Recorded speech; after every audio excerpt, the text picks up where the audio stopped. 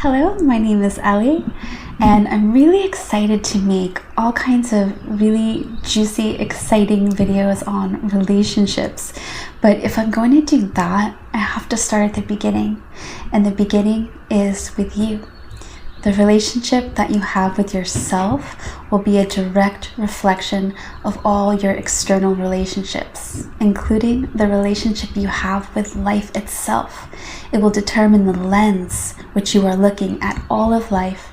And so this is really powerful to come to know how important this relationship with yourself is and how to improve that relationship. So I'm going to really first just dive into a very vulnerable and personal experience that I went through yesterday and show you how I showed up for myself.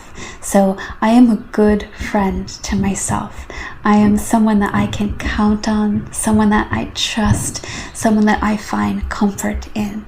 So my husband is going on a darkness retreat for 6 nights. He's going to be in the complete darkness. This is so exciting. This is going to be so intense and so powerful for him. And it was my idea actually for him to go on this trip. And the dates that he wound up is going to be going on this trip interfered for me with my birthday. So yesterday I had this rise of energy within me. I noticed this. Okay, I realized, okay, there's what's going on here. So I went in and I connected to myself and I said, hey, what's going on here? How are you doing? And I felt that I had this surge of energy, but in that moment I couldn't really figure out more about that, the details of it. So I went into the logical mind, which we often do, and I had all the information. I had talked to my husband, expressed my concerns in a really healthy, loving, kind, clear way, and what he was telling me logically should have solved my problem, the discomfort I was feeling, the anxiety I had about what was going to happen on my birthday, but it didn't. So what happens is when we are emotional, when we have this rise of energy, this activation of old pain within us, the logical mind often will not serve us. It didn't matter that I had this logical information in my mind and that I shouldn't be feeling the way that I was feeling. None of that mattered. So because I know that, I've been working on the relationship with myself. I stopped using the logical mind and went into the body to somatically deal with what was happening. So I went back into the body. Hey, how are you doing? What's going on? And I became very curious. And what happened was I got this knowing that what I was feeling was sadness, deep sadness. It was pain. And so I just asked myself, why? What's going on? And then I listened, not with the mind, not creating what I think is wrong, just quieting the mind, feeling into the body, coming to meet myself, curious. What is going on? And then I started to get these memories of birthdays in the past, painful birthdays of the past. This is what was being activated in me. And this is beautiful because once I had this awareness, right off the bat, I knew this is old pain that has been activated from painful birthdays of the past. And this has almost nothing to do with what is currently happening now or about to happen. It has almost nothing to do with my husband at all. So I know that I can stop. I don't need to go towards my husband and try to feel better that way. This is about old pain. And so how I'm going to feel better is to meet myself in that pain, allow myself to feel it, pour love into self as I am feeling that pain, and watch that pain dissolve. So what I did was I was actually at work, and so in between papers coming into my computer, sitting in my office when I had free moments for 2 hours, 2.5 hours as I had time, I went in and I just met that pain. I even put on in the background birthday ambience, and I went in and I validated this inner child in me who was freaking out, having just a hissy fit about how the timing of this trip wasn't in alignment with what I wanted because I felt it was going to interfere with my birthday. So I listened to self, I validated self, I held myself in love, and I allowed this part of myself to express itself. I allowed myself to feel that pain. And as I validated myself, as I sat with my pain, sat with self, listened to self, became so curious with self, my pain over the next 2.5 hours, it dissolved. I gained clarity back. So now the logical mind started to work and I could use the logical part of my mind again. And I wound up being able to go home and have a beautiful night with my husband. It was so amazing. So this is a perfect example of how I show up for myself, how I do not abandon myself, how I am someone who loves self, cares for self. So very easily, because what was logical in my mind didn't make sense to my pain, what I could have done and what a lot of people often do is you start bashing yourself. Like, why are you feeling like this? You have no right to feel like this. This doesn't make sense. It's not adding up. You're being a baby.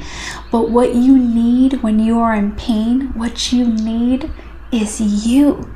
You need you to care about your pain, acknowledge your pain, and to be with it, to evoke love for yourself and then direct it back towards yourself, meeting yourself in love and kindness. It's okay to feel how you feel.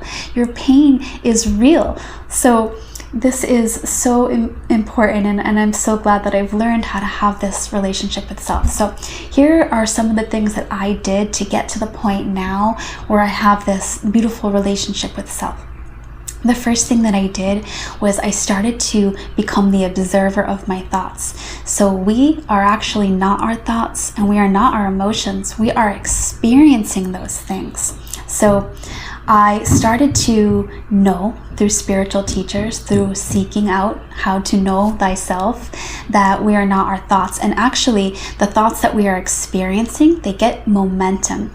And most of the thoughts we have today are just like the thoughts we had yesterday.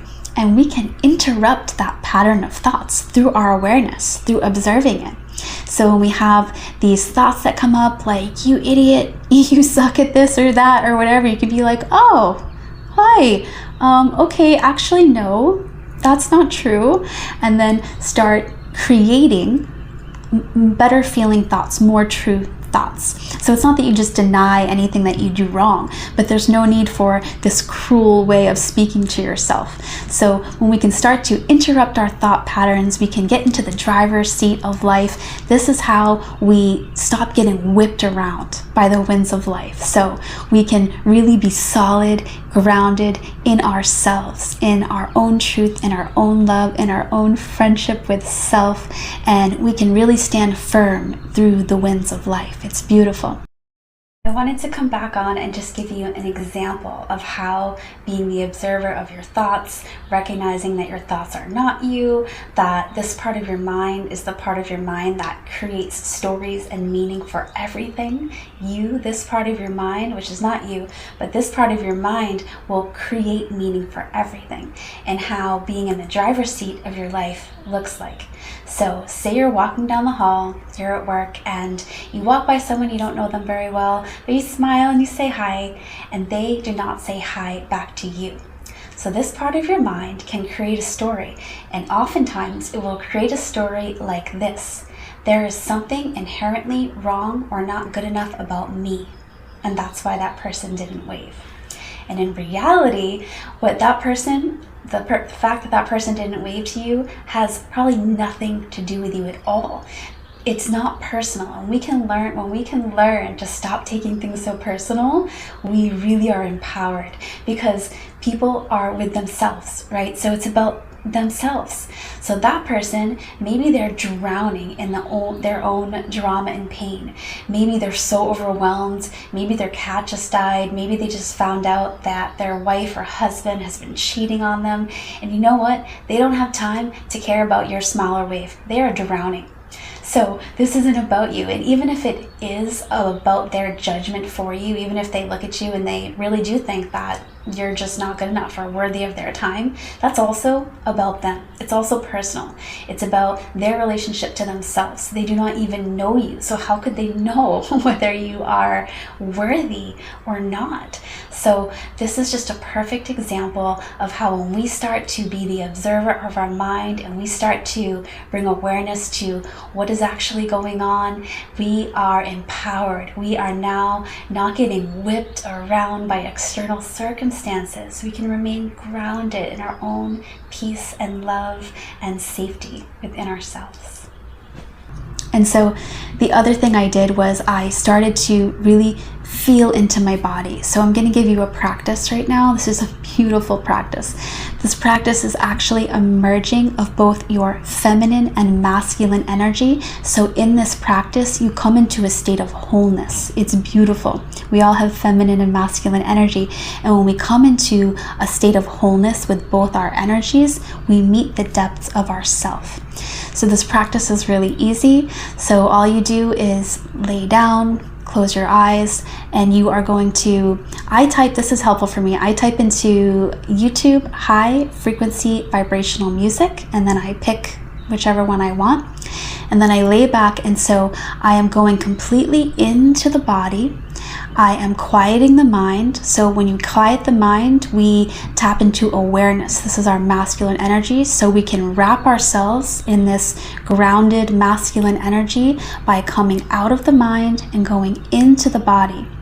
When we're in the body, we evoke the feeling of love.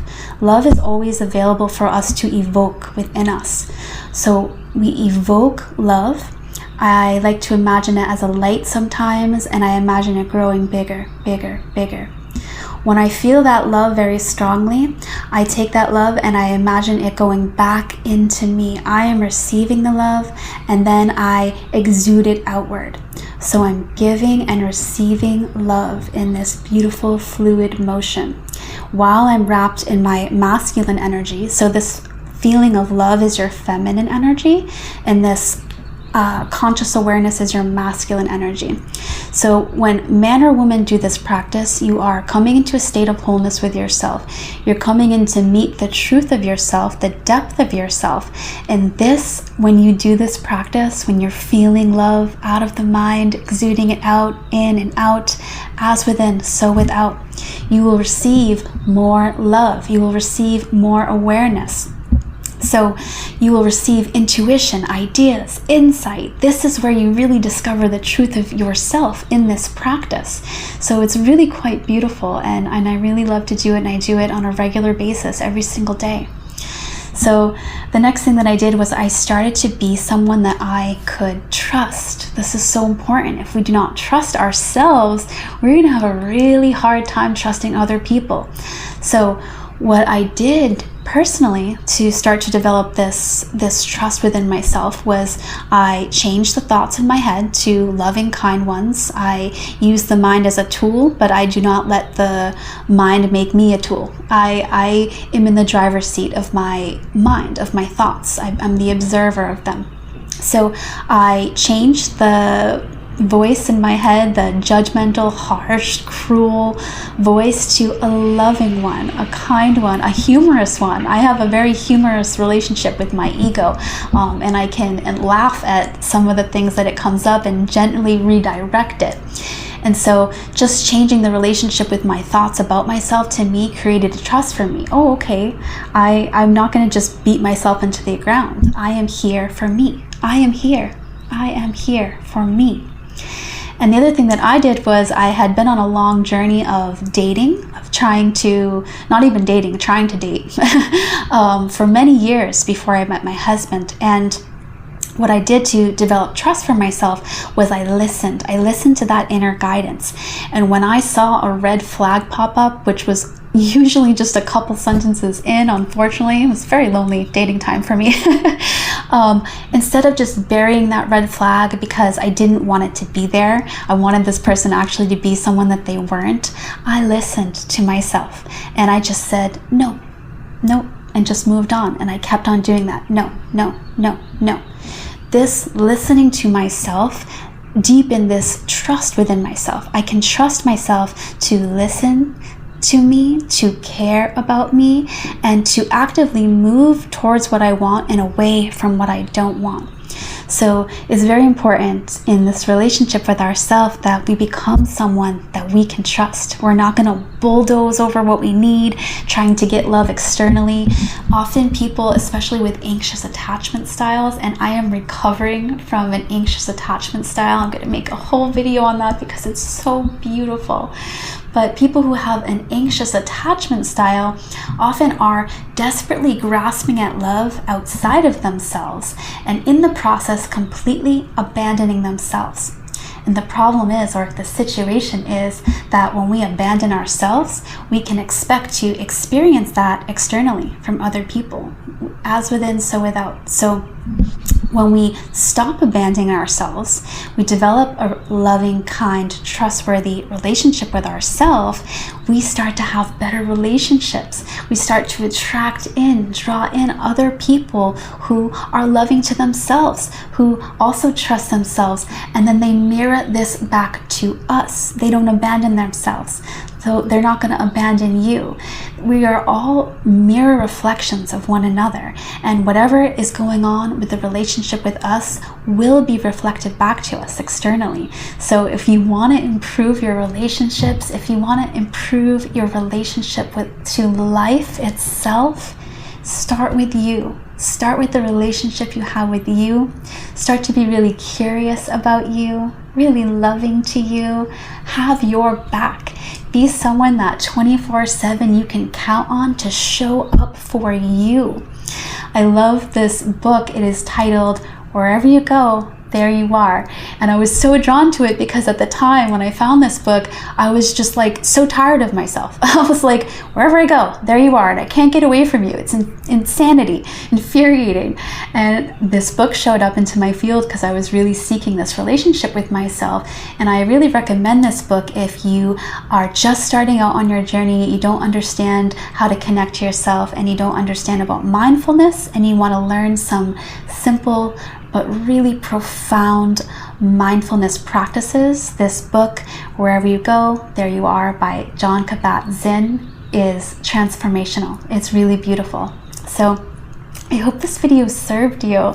Let me know if you have any questions at all. And if you like this video, go ahead and like, subscribe. I would so appreciate that. I love being here with you. Next week, you can expect to have a really juicy video on how men and women heal one another. So beautiful. So I love to be here, and I'm going to connect with you next Wednesday. So see you soon. Thank you.